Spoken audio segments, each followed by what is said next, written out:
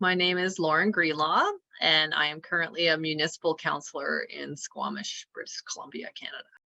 So I started off my career in geological exploration, kind of specializing in geochemistry, and I worked on a ton of super fun, cool projects. I did a lot of field work, so I was living in Arctic Canada for a lot of time, and then after that job, I took a different role where I was looking at advanced projects throughout the world. So I was also doing data quality assessment for these companies to try to make sure that their database, and this is very important for people out there, very important work, make sure that their data sets are actually usable and functional, because it's actually just a wealth of information that, in my humble opinion, and after years of working on these things, are just completely underutilized. So yeah, that's how I spent the first 5 years of my career, was doing exploration geology, essentially. I worked at a lab for a little while in there as well, looking at different analytical packages and trying to develop new analytical packages for underexplored deposit types. And then I returned to school to do my master's, and I was working on the lithogeochemical fingerprint of porphyry deposits in Chile. The Relincho deposit specifically. So trying to see if you can, just by sampling the surface rocks, see if you can see a chemical pattern to find some sort of kind of, oh my God, I'm gonna do the worst job of this, to find like, to see if you can see any pathways to mineralization just using the chemistry. Yeah. Cool. And then after I'm you here because I'm going to contextualize for my class.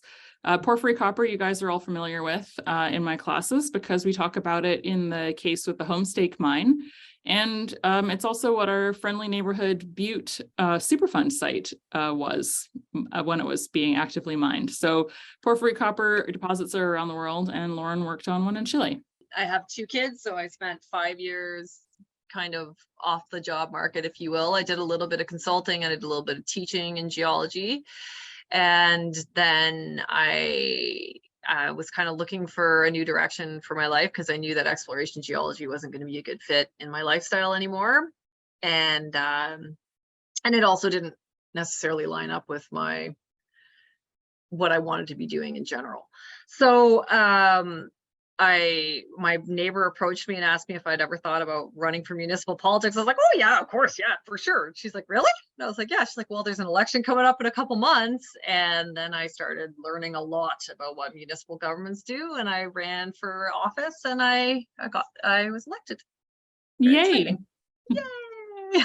My impetus was really like, as a geologist, I have a pretty broad understanding of some of the huge issues that we're facing as a society right now, namely the environmental impacts, right, of our mass consumerist existence, if you will. And I felt really compelled to take action in some form, because I really feel like I might have a lot to offer, and I didn't know how to put it out there. So I'm trying this avenue to see if I can help make change in some way. Which is awesome, because of course from exploration geology, it's the opposite end of that spectrum. You went from helping to find the resources that we so depend on in our mass consumeristic society, to how can we change policy so that we stop doing that so much. Well, I mean, just respecting the resources, right? Like I do feel like environmentalists should be in every line of work, because we need to have a healthy relationship with our environment.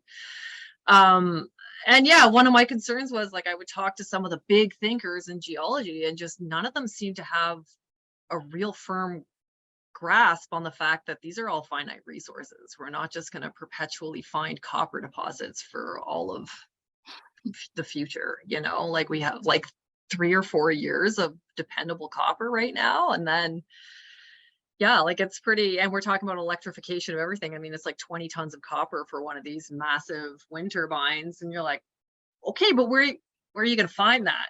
Like, there needs to be more conversation as well about just having a more mindful relationship and more sustainable relationship with extraction. So what do you do as a municipal councillor? What is a day in life like? Well, basically, one of the exercises we're going through right now is strategic planning, and that is going to kind of bring us, all of the councillors, because it's a new council, right, onto the same page of what direction we want the municipality to go in. So the main tasks that we do is a lot of like, how is the land in our municipality being used? So that's like rezoning and development are big conversations of that. We also do a lot of like, we're responsible for all of the waste management and water management of our community as well. And those are kind of the biggest things that we are faced with. So from the day to day, what it looks like is really just getting out and talking to people in your community who are having any kind of small scale issues as well, right? Like trying to improve the lives of people in your community. Tuesdays are the days that we meet. Everybody on our council, pretty much except for the mayor and myself, have a full-time job outside of being a municipal councillor. And so Tuesdays is the day that you do work. Like that's the day that we will have meetings, sometimes from 7:30 in the morning until 10:30 at night. So it's a pretty intense day of meetings, and sometimes a workshop or, you know, a different project, but it's generally meeting about different projects that are happening in our community, having people come in, special interest groups come in and talk about concerns that they have in the neighborhood and stuff like that. You really learn all the stuff that happens to make a municipality run, right? And it's like everything from like lift stations and water sanitation and everything that comes with that, to like tax billing and how that's implemented, to road construction, to like municipal design, to like all these different. So it sounds like when you break it down into what your basic role is as a municipal government, it sounds like it's not that much, and then it's everything that makes a municipality tick. So you've got all these like thoughts and ideas at the end of the day, and then you gotta go to bed because you got home at 11 o'clock at night. You get to hear about a lot of different people's experiences, and you get to see a lot of ways in which government is not functioning in a very healthy way. You get to understand that some of the issues with jurisdiction limitations between like provincial and municipal and federal and even international sometimes. But you also get to see why some of the bureaucracy exists that can be so frustrating when you're somebody who's interacting with government. There have to be a lot of checks and balances. There just has to be, when I was on the campaign trail, people had this attitude of like, well, what are you going to do when you get in there? Like, what are you going to make happen? And I thought that was such an impossible question to answer, because not only is the system democratic in the sense of like, there's an election for you to get voted in. It's not like I just walk in there and say, now we're going to do this. I'm going to clean up this gravy train or whatever some of the politicians say and implement all these new things. It's a democratic system once you get in there. So even if you have these ideas, like we had people in our campaign promising things that were just, first of all, impossible to, like, there was no means for them to actually do it. But second of all, like portraying it as though you can walk in and make decisions, and that's not how it works. You walk in, and if you are convincing enough to have 4 of your colleagues join you, then you can have some decisions made. But it's not really how it works. And then it made me realize that like all of these false promises that you hear from all these politicians when they're on the campaign trail, it's like, oh yeah, it's never actually possible, because it's always a democratic system. And once they get in there, they actually need the votes to put, the rubber to the road, if you will. And so it really changed my perspective on how you elect officials, right? Because I always thought it was like, oh, this person says they're going to do this and that person says they're going to do that. But what you really probably is a more effective way of looking at it is, who do you morally align with? Like, who do you want in there? What moral code and what ethical code do you want in there when they're making decisions, because that's a more accurate portrayal of what's going to end up happening. Like, you want somebody honest with integrity, who cares about their community, who cares about their people, not somebody who's been elected 6 times before because they've got experience. You know what I mean?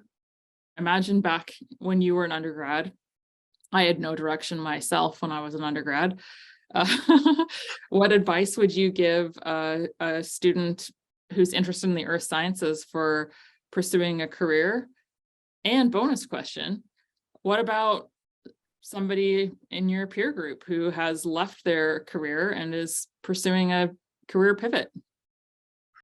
You definitely try to have a forward-looking lens, right? Like, this attitude of like mining is going to be the future. I think honestly, I think we're going to have to put way more resources into recycling and way more resources into actually mining landfills. That's a suspicion of mine.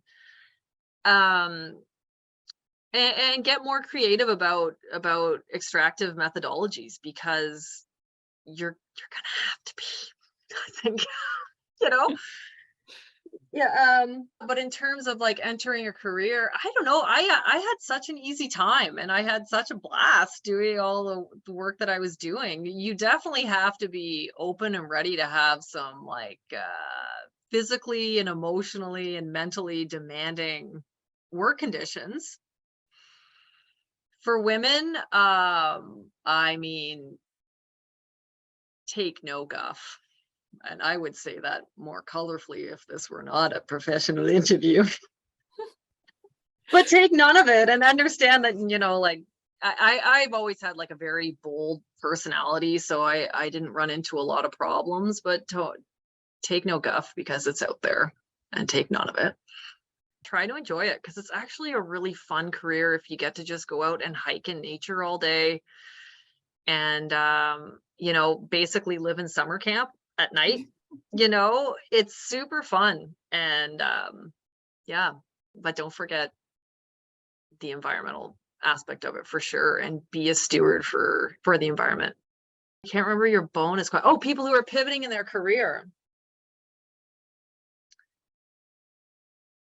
Yeah, again, like, don't sell yourself short.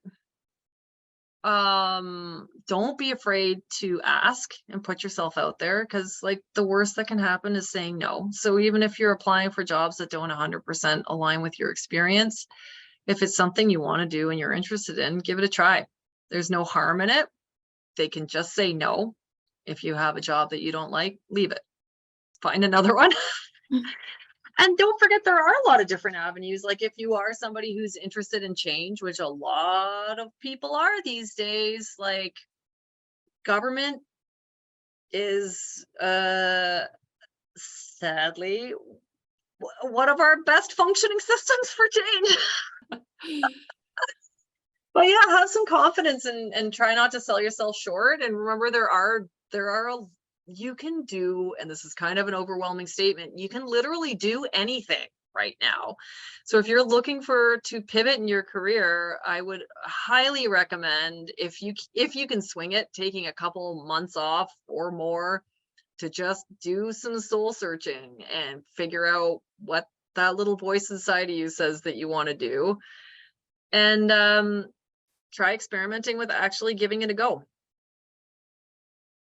Like, that's great what I would do. advice. Yeah.